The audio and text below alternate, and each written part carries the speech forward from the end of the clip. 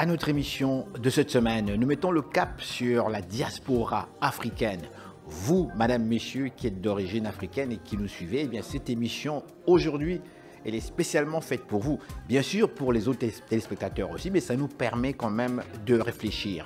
Nous sommes actuellement à l'école de technologie supérieure au centre-ville de Montréal, où se tient actuellement une grande conférence qui porte sur l'émergence même de l'Afrique.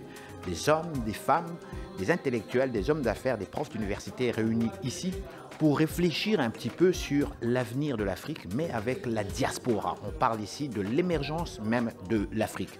En fait, même l'Union africaine, dont le siège est à Washington, ils sont aujourd'hui très impliqués et très intéressés à travailler avec la diaspora africaine, c'est-à-dire vous qui êtes au Canada, faire des affaires avec l'Afrique, c'est possible.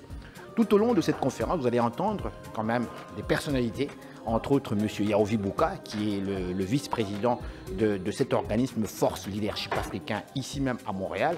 Vous allez entendre aussi d'autres experts, professeurs d'université, ingénieurs, qui vont nous parler de façon très claire et très précise justement de cette situation, en fait, de cette montée, de l'émergence même de l'Afrique d'ici les prochaines années. Alors, restez là, nous sommes de retour tout de suite, après ces réclames publicitaires. Madame, Monsieur, bonsoir. Ici Henri Ngaka.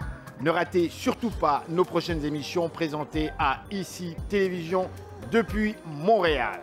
Ça va causer. Et nous voilà de retour à notre magazine de télévision. Si vous voulez vous joindre à nous, je vous dis encore une fois bonjour. Merci de nous suivre sur cette émission, en fait, je vous le rappelle, qui met l'accent sur la diaspora africaine. Rendez-vous compte, ici même à Montréal. Nous sommes actuellement à l'école de technologie supérieure, ici même en plein cœur de Montréal, où se tient une conférence très importante organisée par Force Leadership Africain, African Leadership Force. Et d'ailleurs, nous avons avec nous le vice-président des questions exécutives.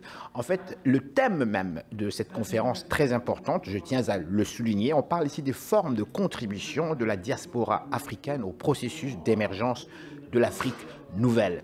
Vous allez avoir l'occasion dans les minutes qui vont suivre d'écouter M. Bouka qui a fait toute une conférence absolument extraordinaire et je l'en félicite. Mais pour le moment, on va d'abord l'interviewer justement sur le thème global, le contenu même de cette conférence. M. Bouka, bonjour et merci de votre présence. Bonjour M. Ngaka. C'est un honneur, je suis très heureux, je vous ai entendu, j'ai été fasciné parce que pour une fois on nous parle des vraies choses. Juste pour situer un petit peu notre public, une petite synthèse de ce que vous venez d'avancer. Pour moi, je peux vous dire, j'ai quasiment les larmes aux yeux quand je vous écoutais parler. Allez-y. Bon, merci monsieur, merci monsieur Ngaka de venir nous écouter. C'est que vous savez, chacun doit vivre son histoire. C'est qu'actuellement, nous sommes face à une situation particulière en Afrique qui est celle d'un paradoxe. Pendant des années, nous avons parlé des ressources dont nous sommes propriétaires.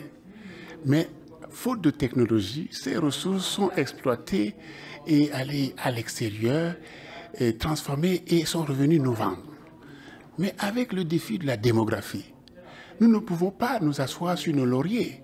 Il faut qu'on puisse s'organiser pour d'abord remplacer ce que nous importons, mais aussi créer des emplois pour que cette jeunesse retrouve l'espoir. Parce que sans espoir, le continent ne peut pas se développer. Donc, le thème de cette conférence, qui porte sur la question des formes de la contribution de la diaspora, de l'Afrique émergence, c'est de se poser des questions par secteur d'activité. Qu'est-ce que l'on peut faire? Il y a énormément de secteurs, mais aujourd'hui, nous avons ciblé 4 secteurs complémentaires. Le premier, c'est le domaine de la formation. Parce que sans formation, sans donner la valeur ajoutée à ce que l'on est, on ne peut pas travailler, on ne peut rien faire de nouveau. Donc la formation, comment est-ce que l'aspect de la formation peut contribuer au développement de l'Afrique? Le deuxième secteur, c'est la question de la santé. Vous savez à quel point nous avons un déficit en matière d'organisation de la santé en Afrique. Nous nous sommes organisés pour nous sommes organisés, si vous voulez, pour nous associer avec Médecins sans frontières qui vient partager avec nous leur expérience d'intervention dans les pays africains en cas de crise.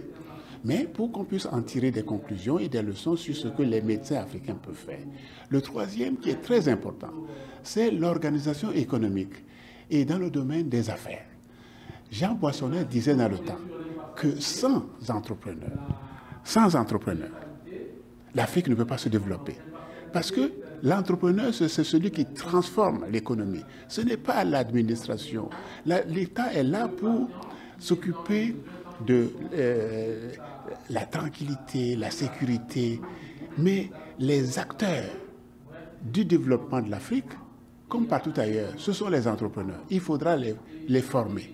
Alors la question qui se pose à nous, en tant que diaspora, c'est comment est-ce que nous, en tant que diaspora, nous pouvons nous organiser pour apporter cette expertise, chacun dans son domaine.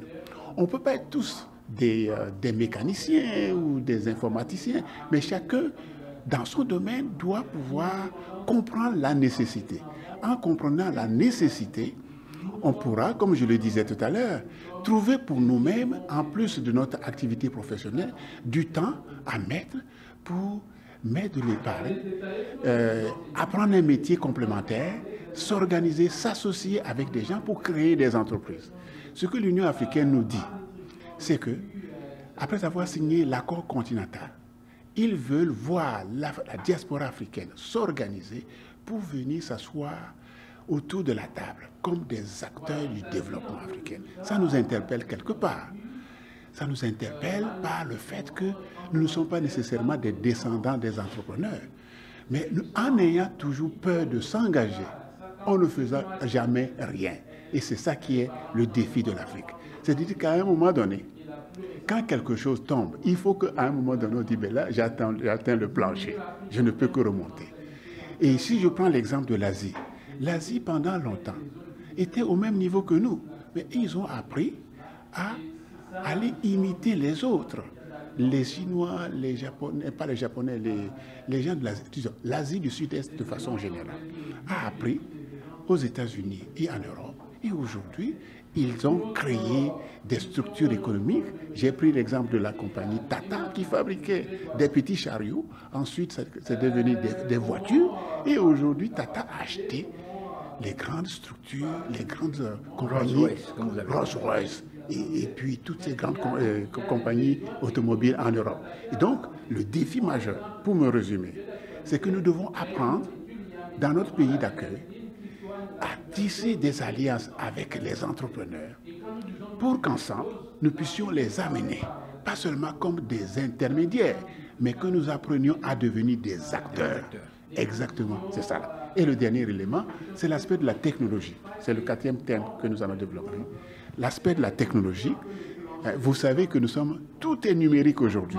Alors, si nous n'apprenons pas à prendre notre part, dans nos places, dans nos domaines de numérique, nous allons prendre du recul, un recul incalculable vis-à-vis des autres parties du monde. C'est à peu près ça que nous sommes en train de discuter dans cette conférence. Monsieur Bouka, merci beaucoup. J'invite notre président à nous souhaiter à nous tous la bienvenue. Mon nom est Henri Bouka, je suis le vice-président exécutif et trésorier de Force de l'État. Merci.